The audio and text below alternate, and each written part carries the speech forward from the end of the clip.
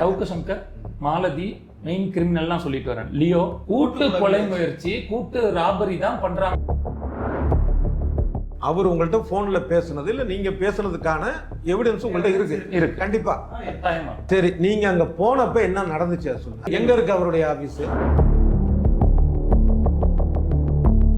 மாலதி தான் அந்த விஷயத்த யாருக்கிட்ட வந்து சாருக்கிட்டே வந்து யாரு தெரியுமா, அது தெரியுமா, அவர் யாரு தெரியுமா, யாரையும். அதாவது குறைச்சலனா எவ்வளவு எடுத்துட்டு போனீங்க? 1 லட்சம் சார்.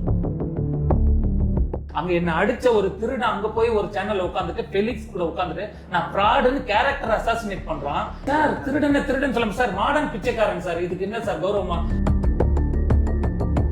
நீங்க சொல்றீங்களா யூகத்துல? அப்ப அதுக்கான ஆதாரங்கள் வேணும்ல. அவர்கிட்ட வேலை பார்த்த ரிப்போர்ட்டர் ரவின்றவருக்கு 1 கோடி ரூபாய் எப்படி வந்துச்சு சார்? அவன் ஃபெலிக்ஸ் எத்தனை கோடி கோடியா சம்பாதிக்கிறார் சார்? சார் 1 to 1 அந்த எவிடன்ஸை கேப்பீங்களா நீங்க? எங்க கிட்ட எவிடன்ஸ் எங்க கஷ்டம் எங்களுக்கு சார். இதுல அரசியல் கொண்டு வந்து அவங்க சப்போர்ட்ல பண்ற, இவங்க சப்போர்ட்ல பண்ற, எவனே எனக்கு ப்ரொடியூஸ் பண்ணல சார். நான் காசு போட்டுருக்கேன், அப்படிதான் சார் பேசுவேன்.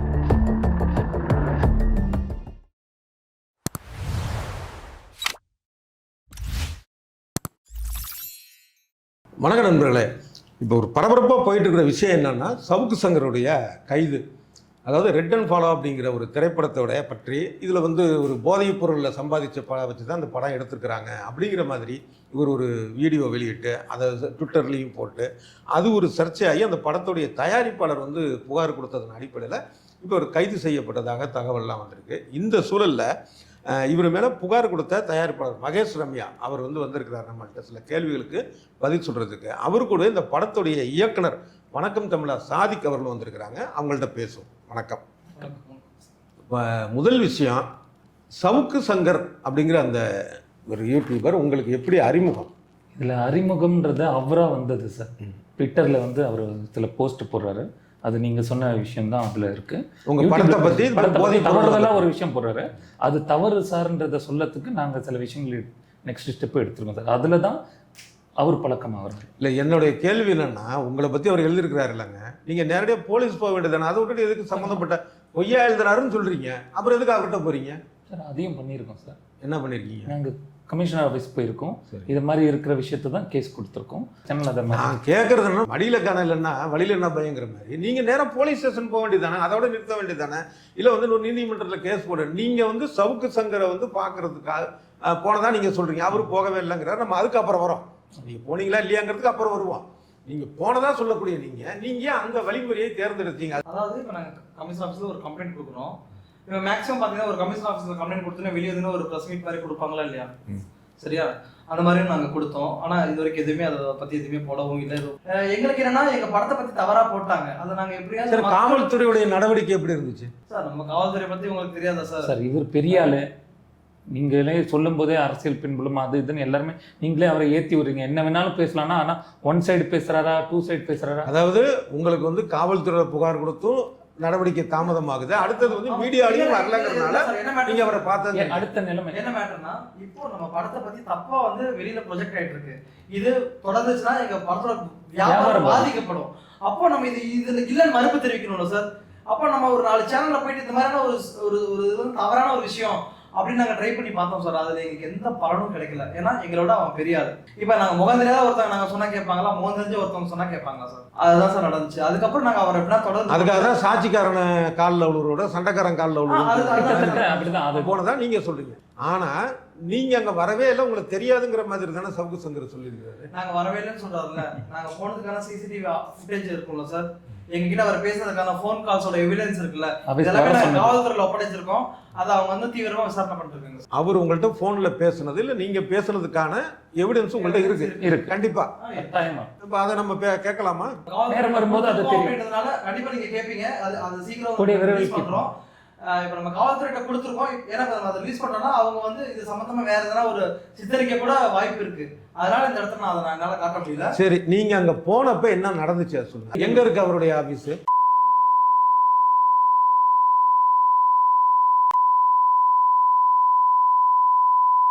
அதாவது கீழ வந்து ஒரு EDMK என்ன போஸ்டிங்ல இருக்காங்கன்னு நமக்கு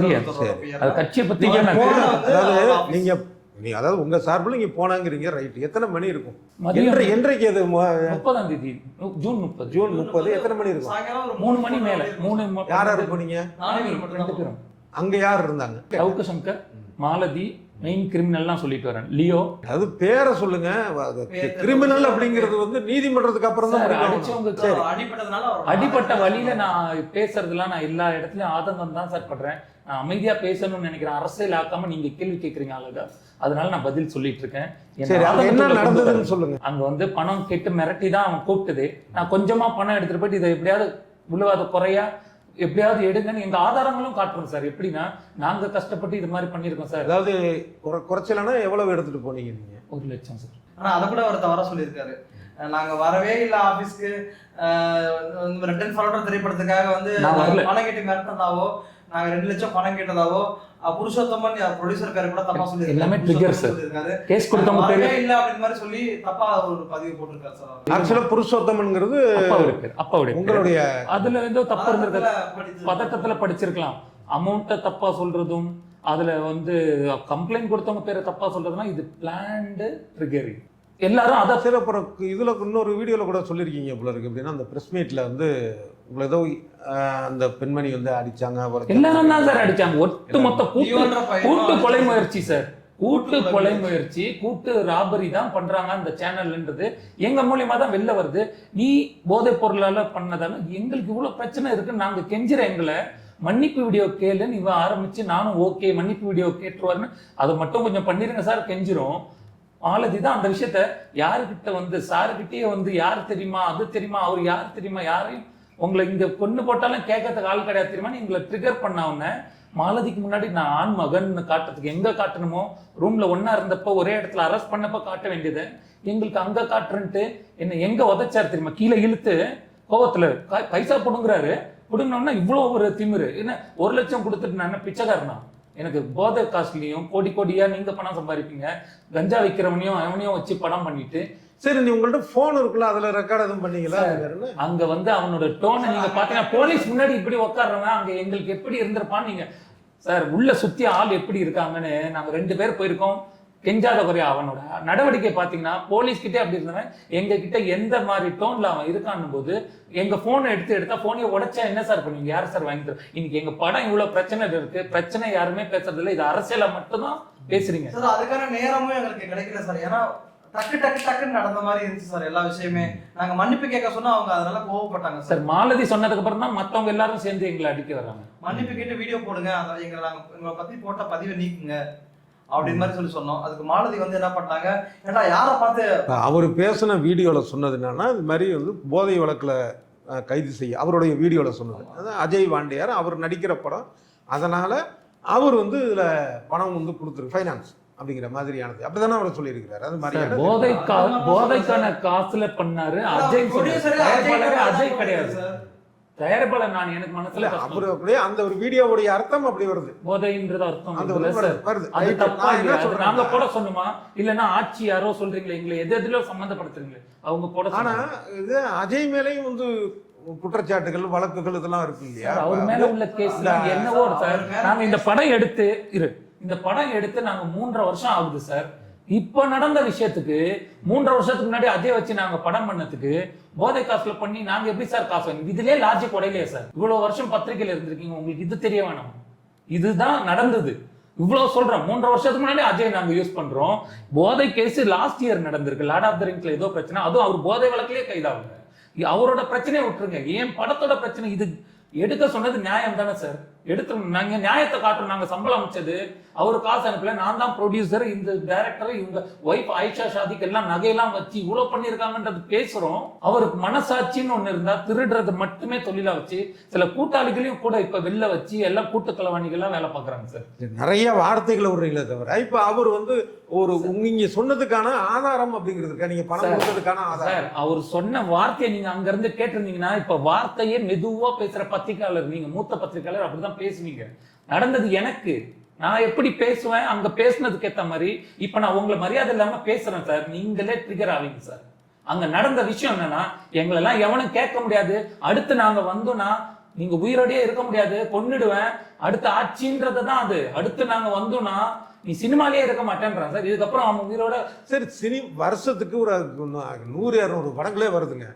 இப்போ நீங்கள் சொன்னபடியே பார்த்தால் கூட உங்களுடைய பார்வையிலேயே அவர் வந்து உங்களை மிரட்டி இருக்கிறாரு அப்படின்னு வச்சுக்குவோம். அப்படின்னா உங்களை ஏன் தேர்ந்தெடுக்கணும் சார்? இது எல்லாமே இவங்கெல்லாம் பக்கா பிளான் பண்றாங்க சார். எனக்கு அது புரியுற மாதிரி எப்படின்னா ஏதோ ஒரு தொடர்பு முன்னாடி இருந்திருக்கணும். இல்ல வந்து அவங்க வந்து உங்க பக்கம் சரி சார், நான் அமெரிக்கால காரணமா இருக்கும்னு நினைக்கிறீங்க? நான் அமெரிக்கால இது ஒரு குட்டு முயற்சியில பண்ற படம் சார். அஜய் வாண்டியார்னு ஒருத்தர் இருக்காரு அமெரிக்கால. இவரை பத்தின எல்லா விஷயங்களும் ஃபெலிக்ஸ் நண்பர் வந்து அவரோட சவுக்கு சங்கரோட நண்பர் ஃபெலிக்ஸ் அப்படின்றவர். இவர் அங்கே அமெரிக்கால இருக்காரு, அங்க இருக்காரு, இந்த வேலை பார்க்கறாரு, இது எல்லாத்தையுமே எடுத்து பார்த்துருக்காங்க ஆல்ரெடி. இந்த அப்படி சொல்லிட்டு நேற்று ஒரு வீடியோ ஒன்று விட்டுருப்பாரு. நேற்று ஒரு வீடியோ ஒன்று விட்டுருப்பாரு. அப்போ இந்த ஆதாரங்கள்லாம் இவங்களோட வேலை என்னன்னா, இந்த மாதிரி எவன் எங்கெங்க இருக்கான், அவனோட பின்புலம் என்ன, அவன் எவ்வளவு சம்பாதிக்கிறான், எவனை தூண்டில் போட்டா எவன் மாட்டுவான், இது எல்லாமே இவங்களுக்கு தெரியுது சார்.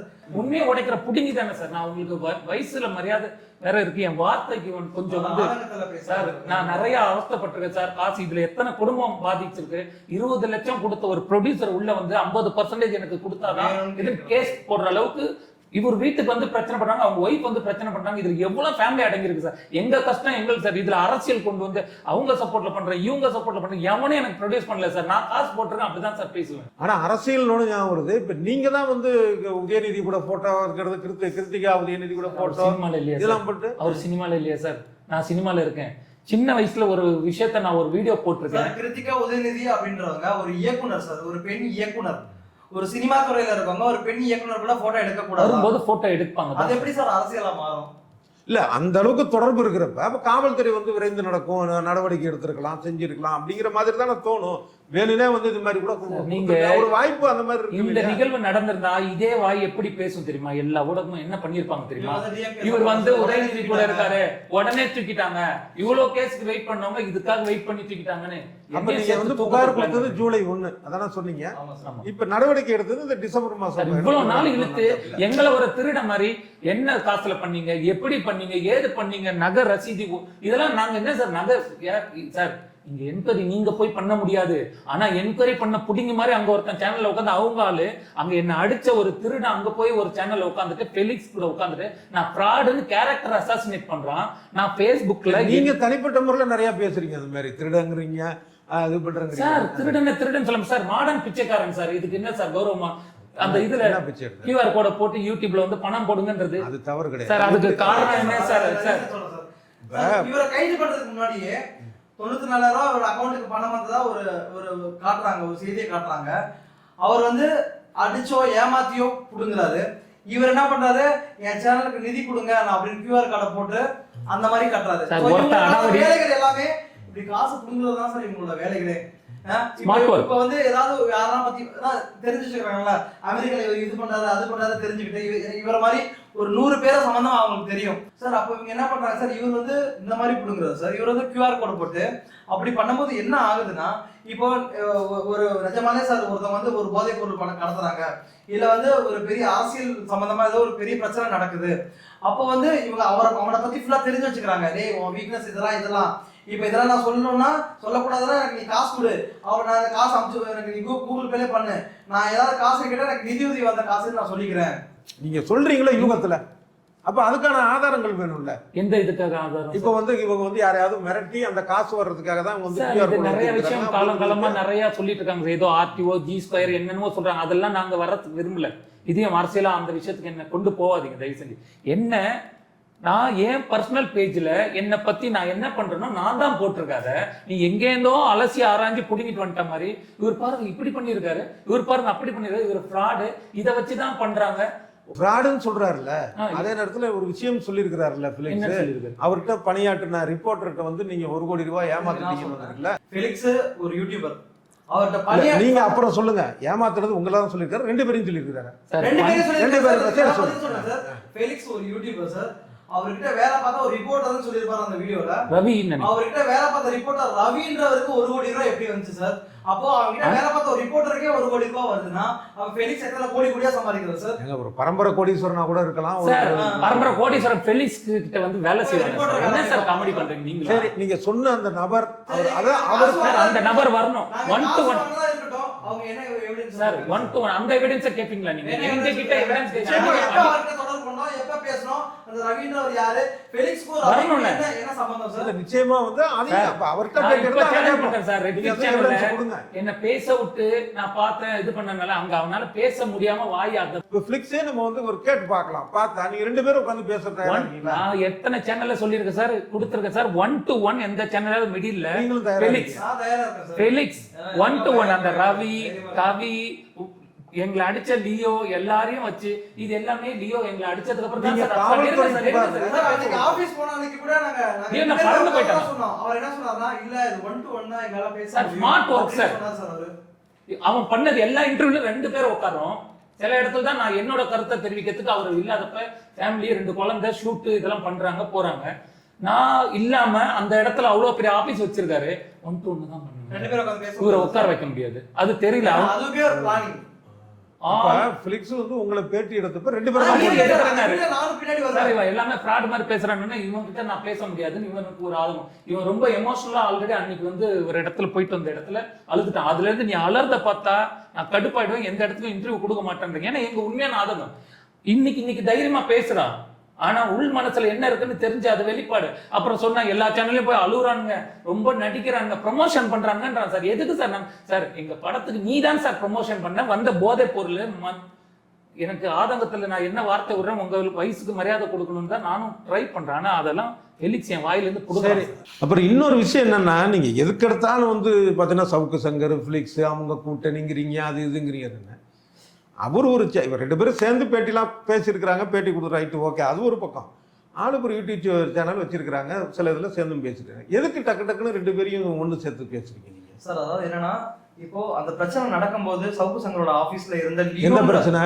சண்டை நடந்துச்சுல சார். அதான் நீங்க அங்க எங்களை சவுக்கு கொலை சங்கர் பண்ணாங்க, எங்களை கொலை பண்ண முயற்சி பண்ணாங்க சார். அந்த இடத்துல எங்களை அடிச்ச லியோ, அந்த இடத்துல எங்களை அடிச்ச லியோ அவர் என்ன பண்ணிருக்காரு, அதுக்கப்புறம் இங்க இருந்தா நமக்கு பிரச்சனை நடக்கும், இதுக்கப்புறம் இங்க வேண்டாம், ஏன்னா அவரே சென்ட் ஆஃப் பண்ணிருக்காரு. அவரை சவுக்கு சங்கரே வந்து நீங்க வந்து எங்க போனாலும் நீ நல்லா இருப்ப அப்படின்ற மாதிரியான வீடியோக்கெல்லாம் சமூக வலைதளத்துல வந்திருக்கு. ஸோ அந்த லியோ என்ன பண்ணிருக்காரு, அதுக்கப்புறம் அந்த பிரச்சனைக்கு அப்புறம் அங்க இருக்க பயந்துகிட்டு ஃபெலிக்ஸோட ஆபீஸ்ல போய் கூட்டாளியா அங்க போய் சேர்ந்து அவரு கூட சேர்ந்து வீடியோ போடுறாரு. சரியா? நேத்து கூட ஒரு வீடியோல எங்களை பத்தி தப்பா வந்து பேசியிருக்காங்க சார். ஃபெலிக்ஸோட ஆபீஸ்ல அந்த சாட்டப்பட்ட லியோ அவரோட ஆபீஸ்ல அங்க இருந்திருக்காரு. சோ அப்பதான் வந்து இவங்க எல்லாமே ஒரே கூட்டாளியா, அப்ப நம்ம தான் தெரியாம அங்க போய் நாங்க ஏமாத்தோமா அப்படின்ற ஒரு ஆதங்கம் எங்களுக்கு. சரி, நீங்க கம்ப்ளைண்ட் கொடுத்ததுல யார் மேல கொடுத்துருக்கீங்க? சார், நாங்க சவுக்கு சங்கர் அவர் மேல கொடுத்திருக்கோம், மாலதி மேல கொடுத்திருக்கோம், லியோ மேல கொடுத்திருக்கோம். மீதி அப்புறம் என்ன சின்ன பேர் பசங்க, தெரியாத ஒரு சின்ன பையன் மாதிரி ஒரு பையன் இருந்தான். பேர் எனக்கு தெரியாது, நினைக்கிறேன். அந்த பையனோட பேர் எனக்கு சரியா எனக்கு தெரியல, தெரியாம சொல்லக்கூடாது. அவர் இன்னும் கருப்பா ஒருத்தர் இருந்தாரு, அவர் பேர். அதாவது நீங்க அக்யூரேட்டா சொன்னா சவுக்கு சங்கர், மாலதி, லியோ அப்படிங்கிற அந்த பேர் மேலையும் அவங்க தான் அந்த எல்லாத்தையும் ட்ரிகர் பண்ணி அவருக்கு அவ்வளவு மரியாதை வச்சு அவரை தாங்கி பிடிச்சி எங்களை வந்து தள்ளுறது தான் அவங்களோட வேலை. அவரை ட்ரிகர் பண்ணது அவங்க தான், மாலதி தான் முழு காரணம். இப்போ இந்த பிரச்சனை ஒரு பக்கம் இருக்கட்டும். இப்போ படத்தோடைய நிலைமை என்ன? படப்பிடிப்பு முடிஞ்சிருச்சா இல்ல வந்து போஸ்ட் ப்ரொடக்ஷன் நடக்குதா? சார், படம் கம்ப்ளீட்டா முடிஞ்சிருச்சு. போஸ்ட் ப்ரொடக்ஷன் ஒர்க்ஸ் வந்து எல்லாமே கம்ப்ளீட்டா, மியூசிக் சென்சார் கொடுக்க வேண்டியதான், எல்லாமே முடிஞ்சிருச்சு சார். சென்சார்மே முடிஞ்சிருச்சு சார். ஓ, UA 16+ கொடுத்துருக்காங்க சார். படத்துக்கு சென்சார் கொடுத்துருக்காங்க. நாங்க வெளியிடுறதுக்கு தயாரா வச்சிருக்க நேரத்துல எங்களுக்கே தெரியாது சார். நாங்க இந்த மேட்டரை விட்டோம் சார். நம்ம கம்ப்ளைண்ட் கொடுத்தோம், நம்ம சண்டை போட்டோம், அடிச்சோம், நமக்கு பிரச்சனை வந்துச்சு, நம்ம அடி வாங்கினோம், நம்ம கொல்ல ட்ரை பண்ணாங்க, நம்ம கிட்ட காசு பறிச்சாங்க, போலீஸும் நமக்கு எந்த ஒரு இதுவும் சப்போர்ட்டும் பண்ணல, நம்ம மீடியா கிட்ட போறோம்னு பார்த்தா அவங்களுமே நமக்கு எதுவுமே சப்போர்ட் பண்ணல. சரி, நம்ம படத்தோட பேரை மாத்தியாவது நம்ம ரிலீஸ் பண்ணிடலாம்னு சொல்லிட்டு RCB நாங்க சேஞ்ச் பண்ணோம் சார். படத்தோட டைட்டில் RCBன்னு சேஞ்ச் பண்ணி நம்ம ரிலீஸ் பண்ணிடலாம் அப்படின்ற மாதிரி நாங்கள் நினைக்கிற டைமிங்ல இந்த மாதிரி நாங்கள் சென்சார் கூட வாங்கியிருக்கோம், சென்சார் சர்டிஃபிகேட் கூட நான் உங்ககிட்ட காட்டுறேன். இந்த மாதிரியான ஒரு பிரச்சனை இப்போ இவ்வளோ அரெஸ்ட் பண்ணிட்டாங்க, இப்போ ரிட்டர்ன் ஃபாலோ திருப்பி வருது, பிரச்சனை வருது, நாங்கள் கோர்ட்டு கேஸு போலீஸ் அப்படின்னு அலைஞ்சிட்டு இருக்கோம் சார். நாங்கள் ஒரு நடுத்தர குடும்பத்துலேருந்து நாங்கள் வந்து இங்கே ஒரு படம் பண்ணி நாங்கள் இப்படின்னா வாழ்க்கையில் ஜெயிச்சிருன்றதுக்காக நாங்கள் வந்து போராடிட்டு இருக்கோம் சார். இப்போ இந்த சவுக்கு சங்கரத்தை எங்களை சூழ்ச்சி பண்ணி எங்களை சூழ்ச்சி வலையில எங்களை சிக்க வச்சு எங்களை இந்த மாதிரியான ஒரு நிலைமைக்கு மனசு பாதிக்கப்பட்டிருக்கோம் சார். நாங்கள் எங்களை ரொம்ப மன வருத்தப்படுற மாதிரியான ஒரு விஷயத்த பண்ணி வச்சிருக்காரு. நாங்கள் தைரியமானவங்கன்றதால நாங்கள் வெளியே வந்து மீடியாவில் வந்து நாங்கள் சொல்கிறோம். ஸோ இந்த மாதிரி எங்களை மாதிரி பாதிக்கப்பட்ட எத்தனையோ பேர், நான் சொல்றேன்னா உன்னை பற்றி அந்த வீடியோ போட்டுருவேன், இந்த வீடியோ போட்டுருவோம் அப்படி இப்படின்னு சொல்லிட்டு மிரட்டி கூட பணம் வாங்கலாம். ஆனால் எங்களை பற்றி போடுறதுக்கு எந்த வீடியோவும் கிடையாது. நாங்கள் தூய்மையாக இருக்கோம். அதனால நான் தைரியமாக இந்த இடத்துல நாங்கள் சொல்கிறோம் சார். எங்களுக்கு நேர்மையாக எங்களுக்கு நியாயம் கிடைக்கும் நாங்கள் நம்புகிறோம். அரசாங்கம் வந்து நாங்கள் கம்ப்ளைண்ட் கொடுத்துருக்கோம், அந்த கம்ப்ளைண்ட்டுக்கு அவங்க அரெஸ்ட் பண்ணியிருக்காங்க. ஸோ கண்டிப்பாக நாங்கள் ஜெயிப்போம் சார். அதில் எந்த மாதிரி நீங்கள் ஒரு இறுதி கருத்தை என்ன சொல்ல விரும்புறீங்க சார்? இந்த படத்தை ரிலீஸ் பண்ணதுக்கு பிரச்சனையாக இருக்கிறத அரசாங்கமோ ஊடகங்கள் மூலிமா இந்த விஷயம் எதனால் ஆரம்பிச்சது, இதை அரசியல் ஆக்காதீங்க. யார் தொடங்குது, அவராக தொடங்கினாருன்றது ஆதாரம் ட்விட்டரில் போட்டது எல்லாமே அவராக வந்தது. அதுக்கு நாங்கள் பணிவாக போன இடத்துல நடந்தது. அதை மறைக்கிறதுக்கு தான் நாங்கள் ஆஃபீஸே வரலன்றாரு. அதுலேயே உண்மை அவருக்கு தெரிஞ்சிச்சு. ஃபெலிக்ஸும் அவர் ஆஃபீஸ் வந்தார், இது நடந்தது அது நடந்தது சப்ப கட்டுறாரு. இப்போ அவர் ஆஃபீஸ்லேருந்து ஒருத்தர் 1 கோடி ஆஃபீஸில் வேலை செஞ்சுவேன், அவர் ஆஃபீஸில் வேலை செஞ்சவன் 1 கோடி கொடுத்து ரவின்றவன் நாங்கள் 2 பேரும் ஃப்ராடு. என்னோட இது நான் போட்ட ஃபேஸ்புக்கில் போட்ட ஒரு பதிவையே எடுத்து இதுதான் அவன் கேரக்டர் இதுதான் நான் தானடா போடுறேன், நான் என்னன்றதை நான் போடுறேன். எங்கேருந்தோ கண்டுபிடிச்ச அரசியல் நாணி மாதிரியோ ஏதோ எங்கெல்லாம் இன்வெஸ்டிகேட்டர் மாதிரியோ பண்ணி அங்கே கொண்டு வந்துட்டு நான் வந்து ஃப்ராடு, இவங்களுக்குலாம் ஃபோட்டோ எடுத்து இது பண்ணுறேன். எனக்கு ஹெல்ப் தான் பண்ணியிருக்காரு. இவங்களுக்குலாம் யார் வேணாலும் ஃபோட்டோ எடுக்கலாம், இதெல்லாம் பண்ணியிருக்காரு. இப்படி ஒரு விஷயத்தில் கொண்டு வந்து இந்த படத்தை நிறுத்தி வச்சுட்டீங்க. இதை வெளில வர்றதுக்கு சரி, உங்களுக்கு இவ்வளோ ஆதங்கங்கள் சொல்றீங்க. இப்போ உங்களை வந்து ஃபிலிக்ஸ் பேட்டி எடுத்தாருல்ல, அப்போ நீங்கள் எல்லாம் பேசியிருக்கலாமே சார். ஒரே ஸ்டாண்டில் இருக்கிறவங்கிட்ட ஓகே அப்படின்னு நான் என்ன சொல்றேன்னா, அவர் சார் மனசாட்சி இருக்கா சார், இது நடக்காது சார், அவன் அப்படி பண்ண மாட்டான் சார். சார் இவர் எப்படி பதில் சொன்னாலுமே திருப்பி அதெல்லாம் விடுங்க, அந்த 10 லட்சத்துக்கு வாங்க, அதெல்லாம் விடுங்க, அந்த 10 லட்சத்துக்கு வாங்க, வாங்கிருப்பாரா சார்? இப்போ 1 கோடி இல்ல அப்படின்னு வந்து சார் 10 லட்சம் சார் 10 லட்சம் எடுக்க மாட்டாரு கொடுக்க மாட்டாருன்னு சொல்லிட்டு இன்னைக்கு என்ன கேரக்டர் அசாசினேட் பண்றாராம். நான் வந்து ஃப்ராடா ஃபர்ஸ்ட் அவங்களே தொழிலதிபர் அது இதுன்னு போட்டாங்க பயங்கரமா, இவங்க கூட தொடர்பு. இப்போ அவரே நான் யார் வேணாலும் அவங்களே அப்ரூவர் ஆகுறாங்க, எனக்கு ஹெல்ப் தான் பண்ணிட்டு இருக்காங்க. ஸோ இப்படி இருக்கும்போது மாடர்ன் பிக்சர் எடுக்கிறத விட்டுட்டு முடி வெட்டத்துக்கு காசு இல்லைன்னு நான் அனுப்புறேன். முடியை கிடியை வெட்டிட்டு லைவுக்கு ரெடியா வரும்போதாவது முடி வெட்டிட்டு ட்ரிம் பண்ணிட்டு நான் அனுப்புற காசுல பர்சனல் விஷயம். அவர் பண்ணது ஏன் பர்சனல் சார்? அங்க மீடியால பர்சனல் டச் பண்ணாதான் நாலேஜை பத்தி பேசினா சொன்னோம். இன்னைக்கு என் பர்சனல் டச் பண்ணிருக்கேன். அதனால நான் வெடிக்க வேண்டிய சிச்சுவேஷன்ல இருக்கேன். படம் ரிலீஸ் ஆகுதோ இல்லையோ, ஆனா இப்படி இருக்கிறவங்க வந்து வெளில வரணுன்றதுக்காக நான் வந்து அவ்வளோ சிச்சுவேஷன்ல மன உளைச்சல்ல இவ்வளோ ஃபேமிலி சிச்சுவேஷன் இருக்கு கஷ்டப்படுறாங்கன்னு போது நான் தைரியமான ஆளுன்றதால எதுக்கும் பார்த்துக்கலான்ற அளவுக்கு இவங்கெல்லாம் ஒரு கை பார்த்தா தான் இதுக்கு மேல திருட மாட்டாங்க. டீசென்ட் திருடம் ஒருத்தன், அடாவடி திருடம் ஒருத்தன். இல்ல நீங்க வார்த்தைகள்ல சொல்றீங்க, அதுக்கான எல்லா எவிடன்ஸும் நம்ம வந்து வரும் சார். கொஞ்சம் கொஞ்சமா வரும் சார். நீங்க பார்க்கறது ஃபுட்டேஜ் இல்ல சார். லியோ அங்க இல்லன்றான், அவன் வந்து பறந்தா சார் போயிட்டான். அன்னைக்கு இருந்த கீழே இறங்கிதானே சார் ஆபீஸ்ல இருந்து ஒரு ஃபுட்டேஜ் பார்த்தா எடுக்க முடியாதா சார்? சார் இதெல்லாம் காமன் சென்ஸ். அவன் வந்து ஃபெலிக்ஸ் கூட ஒரு வீடியோ நேத்து போறாங்க சார். ஃபெலிக்ஸ் கூட ஒரு வீடியோ போறாங்க. அப்படி அந்த மாதிரில யாரும் வரலையா அன்னைக்கு, நாங்க இல்லவே இல்லையா அப்படின்றான். அந்த டேட் அன்னைக்கு காவல்துறை வந்து சிசிடிவி ஃபுட்டேஜ் இது பண்ணுவாங்கல்ல, லியோ கிட்ட அவங்களே மாட்டிக்கிட்டாங்க. லியோ கிட்ட நான் கேக்குறேன், கொஞ்சம் கூட கூச்சமே இல்லையா? எப்படி கூச்சமே அவன் போய் சொல்ற? அன்னைக்கு அந்த நடந்த சண்டை நடந்த அன்னைக்கு நீ அங்க இல்லவே இல்லையா? கூச்சமேலாம் எப்படி போய் சொல்ற? இன்னொரு வீடியோல போய் உட்கார்ந்துட்டு போய் பேசுற, எப்படிதான் இவ்வளவு காசு ஏமாத்தி பொழைக்கிறீங்க? கேள்வியில எது ஃபர்ஸ்ட் ஆரம்பிச்சோமோ அங்கேயே வந்து முடிஞ்சிருக்குது அந்த ஒரு விஷயம். ஒரு வாய்ப்பு ஏற்படும் பட்சத்தில் இப்போ நம்ம வந்து ஃபிளிக்ஸ் நீங்களும் நேரடியாக, ஏன்னா ஏற்கனவே அந்த பேட்டிலாம் அவர் கொடுத்துருக்கீங்க, அந்த மாதிரி ஒரு நல்ல ஒரு பெரிய பத்திரிகையில அவரும் சொல்லட்டும் நானும் சொல்லட்டும். ஒரே விஷயம் என்னன்னா, அந்த மாதிரி ஒரு வாய்ப்பு வந்தால் நேரடியாக நான் எல்லா இடத்துலயும் சொல்லியிருக்கேன். நான் என்ன சார் இதுக்கு நான் ரெடியா இருக்கேன் சார். சரி, நன்றி, வணக்கம். நன்றி.